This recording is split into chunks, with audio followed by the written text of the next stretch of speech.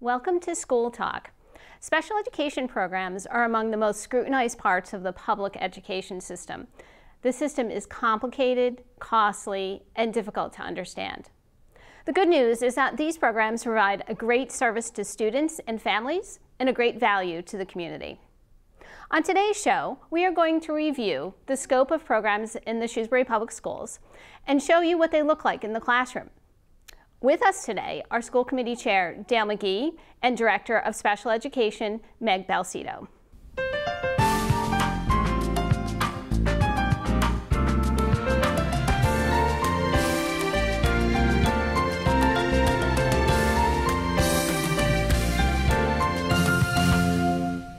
So we're talking today about special education, and yet that isn't one thing. It's a lot of different things. It accounts for the educational plans for roughly 1 in 7 or 8 students in our district, and yet it may mean different things. Can you give me a sense as to what the scope is?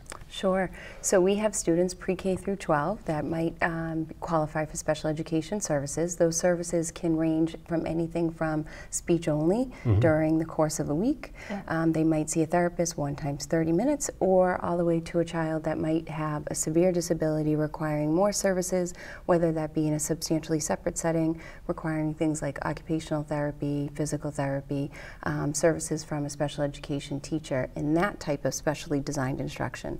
So we also have some students that require services outside of the school system in a separate school, or even possibly a residential placement. So I think when I think of all of the students in Shrewsbury, I think of students that are working within the general education classroom, small group classrooms. They could be in substantially separate all the way to a separate school. And the amount of time that they're under the aegis of special education can vary as well. It could be as little as a few months for a particular plan, for example, speech therapy or the like. But also we have some students who are entering our system at age 3. Absolutely. So they can enter at age 3, and at minimum they would be evaluated on a year. They're found eligible, and then every year the plan is reviewed. Every 3 years we would look to reevaluate, if not sooner. And they may not leave the system at age 18 as a typical student may. They may stay longer? Right. So they're eligible to stay until the age of 22. So quite a range. That's right. Last night you presented to us about inclusion. I'm curious about what your thoughts are about inclusion and the practice of inclusion in the Shrewsbury Public Schools. So when we talk about having an inclusive school system, we're talking about all students having the ability to have access to all standards, and what that can look like for a child, whether they are with a disability or without a disability. We're talking about children that might be from a low socioeconomic status or a child of color. So we want to make sure that all children are included, and that means we're looking at the scope of how we present that continuum of supports. So we look at our general education classroom, and from there we look at things like inclusive practices. So when we talk about inclusive practices, we're talking about the system and process that allows students to be educated within that system. So with accommodations, possibly modifications, universal design for learning, or specially designed instruction separate from the general curriculum. We're preparing people to live in society at large. So we want to start in the school system and include them as much as possible. Absolutely. Okay. And with regard to the costs involved and everything, we hear so much about that. And yet, the fact of the matter is that the vast majority of the costs that are involved in special education are spent on the majority of students who are here in the district. They're the students who may be getting more minor plans or more temporary plans than the permanent ones. So most of the money is shifted to that side. It's actually just a small percentage of the special education students that are residential or who are referred out of district. Very small percentage. We only have a few students in that type of situation where their disability is so low incident that we would need to look at that type of programming. But overall, the majority of our students in special education receive their services within our school system, which is a great thing. Excellent. And we also are talking about students who have physical disabilities, who have emotional disabilities, who have intellectual disabilities. There's a blend of all of these things within the range. Absolutely. Now we're going to take a look at the different schools. We're going to look at Parker, we're going to look, which is a preschool, we're going to look at an elementary school, middle, high, even extracurricular activities, and see what it looks like to provide services for that. And I would like to note the enthusiasm and passion that you will see in these educators when they talk about what they do in the classroom. Right. Mm-hmm. It was wonderful to actually go out into the different schools and hear them actually talk, and they hadn't talked prior. So when you see each group of teachers speak from the different schools, they all have a similar theme, which is also very telling of how work is done in Shrewsbury. We had the ability to go into Parker Road Preschool, and what you'll see on that clip, you'll see the speech and language therapist and the Educational Learning Center coordinator teacher. They're working together in the ELC classroom versus the speech and language therapist taking students out separately one-on-one. And the idea behind this work is having that classroom setting where they can generalize within their setting. These are students that actually spend roughly 60% or more of their day in this particular classroom. So when these teachers work together and therapists, they're thinking about how can we generalize for our students and not just have it be isolated in a therapist room. One of the things that I enjoy most about my work here at Parker is that it's never the same, it's very different. The students that we work with, as everyone knows, that each child's an individual, but there's something very special about tailoring a child's programming just for him or her, and working with everybody. You know, working with a speech pathologist, I can help you with that. Working with classroom teachers, working with OTs, working with everybody to tailor and to create and develop a program just for that child. It's fun because it's always different and it's never the same. Ironically, Bridget stole my answer. I think, you know, everyone works with kids because you want to work with the kids directly and do that direct instruction and see them grow and progress. But I think the surprising thing for me once I started working was being a part of the team and getting to learn from the other disciplines and really providing that comprehensive approach that's really individualized for a child. I think that having our students in the classroom as much as possible makes an impact for our students because of the social opportunities and opportunities for generalization, and I think it just really speaks to our school culture of inclusion for all of our students. And we see that as the kids get older too, that having an early start with the inclusion model really makes a difference for children when they're in elementary schools. We both have children that are at the elementary level in town, and they really come home and talk about it and accept it. And so we can see the impact that that has as the kids get older. And they talk about those friends, you know, who come into the classroom, even though it's a short time, they refer to them as their friends, which is really nice, and that's what we can only hope for.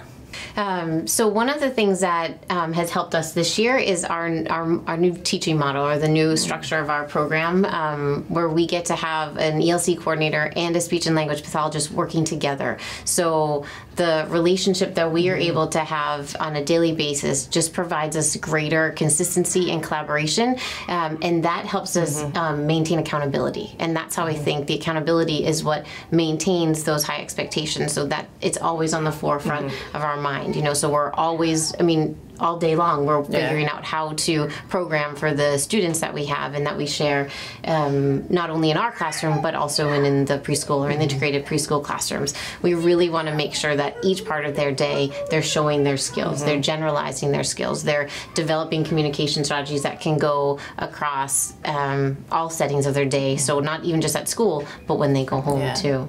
And I think having that collaboration and that common planning, and me just being a part of the ELC program, I'm there across all aspects of the student's day, which is really important because communication happens all day.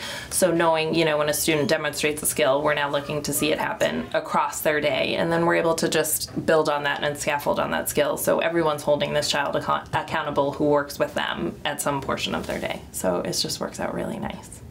We'll also look at Patton Elementary School. At Patton Elementary School, we'll have the classroom teachers and special education teachers in a co-teaching model. What you'll see here is the teachers have the children rotating through small groups, and they are not only giving specialized instruction, but they're also showing various levels of differentiation in the classroom. And what I like about what they're doing in this co-teaching model at Patton is responding to this idea that students are being pulled often for their different accommodations out of the classroom, and that bringing them into this community is benefiting the entire class. Absolutely, yeah, definitely. I'll start off by saying I enjoy collaborating with these 3 other amazing educators and the energy level that we all bring to the classroom. Yeah, we all bring such a different perspective, but it's the same end goal. So it's really great to have 4 brains looking at one lesson and coming up with different ideas and meshing them all together. Kind of to go along with that, just a new excitement where we can all bounce off of each other, and one of us has one idea, and you kind of just see how where we roll with it at the end when all the minds come together. I like having a lot of kids who usually would be pulled out of the classroom for direct instruction in the classroom, and the flexible groupings and the creativity that we all bring is really nice to have them more included, you know, as day to day. Having done this for a while, I've had a classroom with several IEP children in the classroom, and when they have to get pulled out, the look on their faces of sometimes being pulled out while you're doing something else. At this age, it's hard for them, and they want to be in the classroom with their peers, with their family as much as possible. And to not even have that be on our plate this year, that we are all inclusive, every child is working at their level and helping each other to succeed within the classroom. It's such a refreshing way of educating the children. I guess I can speak for the students I would typically be pulling out of class who are now included in the classroom. Their confidence level, I feel, is much higher. I feel like they're willing to take risks in the classroom. They feel like they are fully a part of that classroom. They don't feel like, oh, well, we're going to go work on this and then we're going to come back. They're just all working together, and it's really nice. I think too, they always know what's going on. Pulling kids, you know, trying to get times in and, you know, being out of the classroom as much as we are at times, I feel like the students this year always know what's going on. They have such a pulse on the curriculum, and they're able to do everything because we're differentiating at every turn, so that's really exciting. And I think for the students, kind of like what Carrie said, is that the confidence that they're getting in the classroom, and outside of that, the community that's built between 2 classrooms this year, they get to work with over 40 students, and they just look out for each other and take care of, because they get to work in groups a majority of the day. Those high expectations have always been there. This is just a different approach for us for how we're going to get them there and how we're going to get really all the kids there. The differentiation and the instructional delivery, the end goal are those high expectations. Right. So the expectations have always been high and always been the same. How we deliver it is what has changed. I think I find that all the students benefit from even more scaffolding, and, you know, the strategy that we're using can reach everyone no matter their levels. What do you like best about your classrooms? What do you like best? The calendars. I like drawing. You like drawing? Okay. I like arts and crafts. I like raffle. You like raffle? Okay. I like green recess. You like that? I like that we get to do all amazing things with all our friends. Do you like how you get to break up into different groups? Yeah. And what's nice about that? What do you like about that? You get to like see how everybody's minds work, like other people. How everybody's minds work, yeah, that's awesome. You get to like learn more and get smarter about some stuff like you don't know, then you'll know it. I like that we get to work with all different kids. You get to work with all different kids, that's awesome. I like that we get to use different stuff to help us learn. That's great. Is there anything else you want to say about this year that you love? That we get to meet other people and Yeah, that's probably it. Okay. Oak Middle School, the clip will show student groups that are working together on project-based learning, and they are working on a project around healthiest restaurants.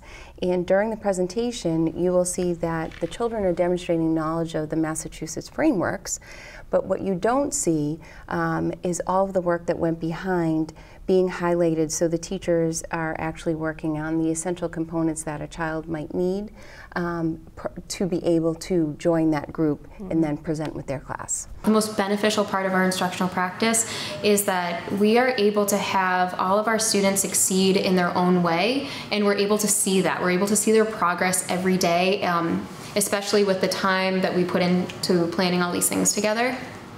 And I think that we learn a lot from each other and are able to bring different things to the class. So we are able to include everybody and create that environment. I think that throughout the year we see the confidence in the students just grow so much.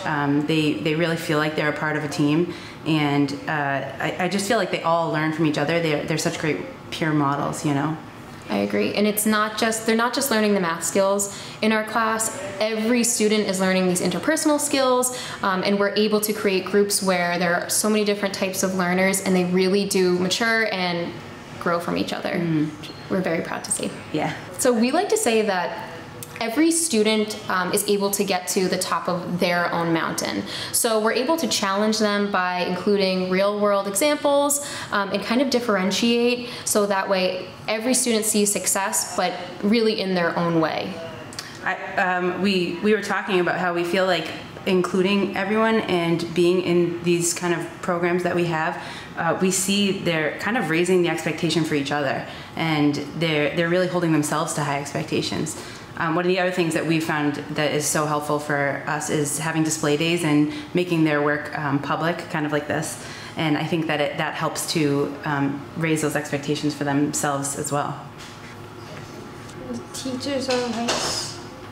The teachers are nice, okay. Our teachers are nice, and I get to be on a team rather than just in a little classroom. So being on team versus being in a smaller classroom? Yeah. I like to have team time with my team. And why do you like team time? Because I like to hang out with my teammates and do some fun activities with them. Definitely, definitely. And is there anything else this year? Like, what's your favorite subject? Math. Math, okay. I don't really know. You don't know? No. What's your favorite subject? Not too sure yet. Not too sure yet, still vague. At the Shrewsbury High School, we have a new transitions program. So what you'll see here, you'll see the adjustment counselor, the academic coordinator, and the director of the high school speaking about how this short-term program helps all children coming back from an extended absence or hospitalization to be able to access their curriculum and the classroom again. So over the past several years, we've noticed an increasing trend of students who were coming back from hospitalization and really requiring something a little bit different than the traditional high school experience. Last year we had 35 students that we knew of who came back from hospitalization, and undoubtedly there were others that we missed. In addition, we had students who were coming back from concussions, and I think that number was up in the 70s, I believe. So those students really needed something different. So we were looking to create a program that might be able to bridge that gap when they come back to school. I think for students who are coming back from being out, there's a lot of anxiety about coming back to school. There's a lot of mental health issues that have kind of gone unnoticed within the school, and while students are very bright and very motivated, oftentimes the mental health piece gets in their way of coming to school, of progressing in academics. So being able to help and support students in that way has been really exciting for me. I like working with students in the mental health piece. And even for the students who are coming back from concussions or medical reasons, there's a lot of anxiety about just making sure they feel caught up and getting back on track. I'm excited about working with the student to get them back into the classroom full time. So some students will show up and only be able to participate maybe a half day or just for an hour or two. So my job is to work with them to sort of get back into class, make up some of the work that they've missed. Surprisingly, they are extremely motivated about doing as much as they can and getting right back and being a part of the classroom. So I like to see that excitement when they return. So partnering with them to get that done is probably the best part. I think in terms of inclusion, we're keeping students who may be struggling with mental health issues or with medical issues, and that they can continue to be supported by the school and get right back into their classes. I think it's really helpful to have a program like this here to destigmatize when students struggle emotionally, and make it more accessible for students to get the help and coping skills that they need in different aspects of their day, whether it's here at school or at home. A lot of students sort of show up and they're so pleased to hear that they're not coming back alone. Maybe they've been at home recovering, or they've just been away from the school community, and they just show up, and I think they're so pleased to know that there's people here rooting for them and that there's a place where they can go and just feel so supportive. They've actually said things like, wow, you know, you're here for me, this is for me. And I think that really helps in their recovery and their sort of feeling healthy and supported again, and it gives them the confidence to get right back into the classroom. So that was really sort of encouraging. Yeah. If I could say one more thing, part of the program is the family coordination and family communication. So I think that it's created a great relationship between the school and the families feel really supported and are given resources about how to manage whatever might be happening for their students. So I think the family-school communication has really improved through the program. I would just like to add that the work that Kelly and Sue are doing with our faculty is really outstanding as well. And they've just started doing some professional development with faculty and helping them to understand the issues that students are coming back with and being able to work with them more effectively. I think a big part of it is meeting the student where they're at when they return, and then finding places where you might be able to challenge them a little bit to continue to meet the expectation. So whether it's getting back to class and increasing your time in the classroom, or preparing for upcoming assessments. A lot of students do have really appropriate goals to come back and make the honor roll and get right back where they were and pick up where they left off. Sometimes that's hard, but we work with the student to kind of push where it's appropriate, challenge when we can, and then get them to be a little more realistic about where they're at in their health and their recovery with their head injury or their mental health situation. But they do come back sort of ready to work, and if they're not, we support them, you know, any way that we can to really meet that expectation in the classroom. So. I was on medical leave for about a few months, and when I came back at school, the transitions program really helped me when I wasn't feeling too good and didn't feel right to go to class. I could come and just hang out here and still do my work instead of being in a big classroom, and it really helped me get back into the swing of things when I was kind of hanging low. So coming back here, it was just a lot easier than I expected due to the program. So although I'm exited now, it's always going to be here for me. So I'm very thankful for it. The last clip that you'll see would be our Unified Basketball, which was a great event, and this is students with and without disabilities being paired together as a team. So it's sponsored by Special Olympics, and the idea behind it is social inclusion, and what this allows for our students to work together, understand differences, and then compete competitively and train for a sport.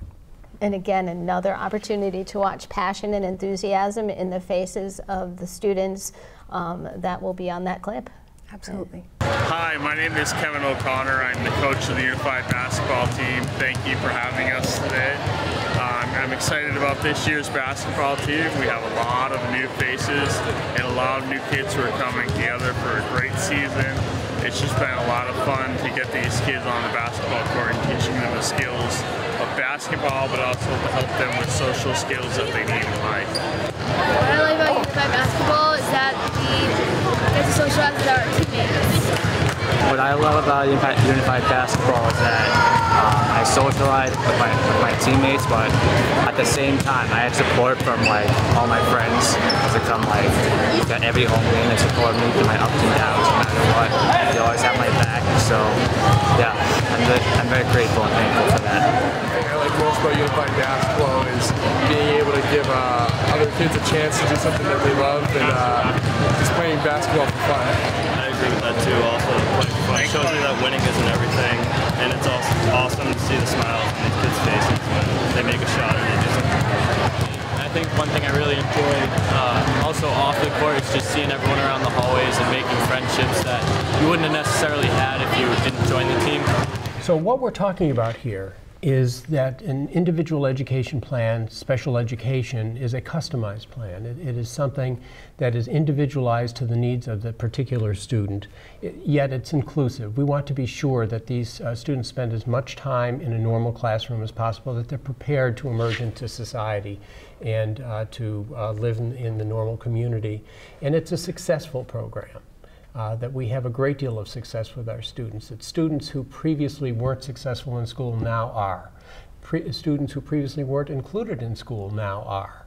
And we have a significant number of those students who go on to higher education as well and are successful there. I think one of the benefits that we have is we have these educators who are student-centered. They're collaborative, and they're working together as a team orientation, along with family members at home and students and other colleagues. And I think that's another very positive benefit of what the special education program is doing here in Shrewsbury. Right. And then finally, I think one of the important points in this program is that these techniques are being incorporated into all of education for all of students. That as we incorporate more technology, as education becomes more sophisticated, that students, all students are being afforded customization that follows their own needs, their own interests, their own talents, so that their education can be as successful as possible. Thank you for joining us.